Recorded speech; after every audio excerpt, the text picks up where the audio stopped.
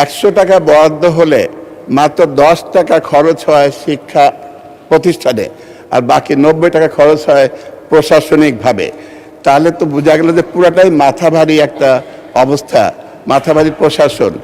তাহলে আমাদের শিক্ষা প্রতিষ্ঠানে ছাত্রদের কি করে উপকার হবে?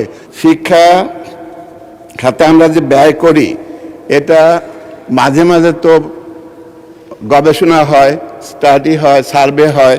শিক্ষা মন্ত্রণালয়ের ওখানে একটা সার্ভে রিপোর্ট 2025 সালের, সেখানে আমরা দেখতে পাচ্ছি যে 100 টাকা বরাদ্দ হলে মাত্র 10 টাকা খরচ হয় শিক্ষা প্রতিষ্ঠানে, আর বাকি 90 টাকা খরচ হয় প্রশাসনিকভাবে। তাহলে তো বোঝা গেল যে পুরাটাই মাথা ভারী একটা অবস্থা, মাথা ভারী প্রশাসন। তাহলে আমাদের শিক্ষা প্রতিষ্ঠানে ছাত্রদের কি করে উপকার হবে?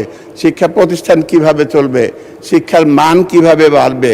আমরা তো বলেছি এখানে যে এটা নিউক্লিয়াস, আমাদের মানব সম্পদ গড়ার নিউক্লিয়াস বলে আমরা এটাকে আখ্যায়িত করেছি, কিন্তু এরকম একটা ব্যাপার কিন্তু আছে। এরপরে আমরা দেখলাম যে আমাদের দেশে প্রাইমারি স্কুলে আছে 13 ধরনের। আমাদের মাননীয় অর্থমন্ত্রী বলেছেন, এছাড়া আমি বাদ দিয়েছি ইংলিশ মিডিয়াম, যেগুলা ইংলিশ স্কুল, কেজি স্কুল, কওমি মাদ্রাসা, এগুলোর দিকে তো অ্যাড্রেস করা হয়নি। প্রাইমারি স্কুলের কথা আলোচনায় আসছে, বাজেটে আসছে, কিন্তু আমরা দেখলাম 13 ধরনের প্রাইমারি স্কুল আছে। এটা সমন্বয় কেমন করে সাধন করা হবে, এ ব্যাপারে কোনো দিক নির্দেশনা কিন্তু আমরা বাজেটের ভিতর দেখতে পাচ্ছি না।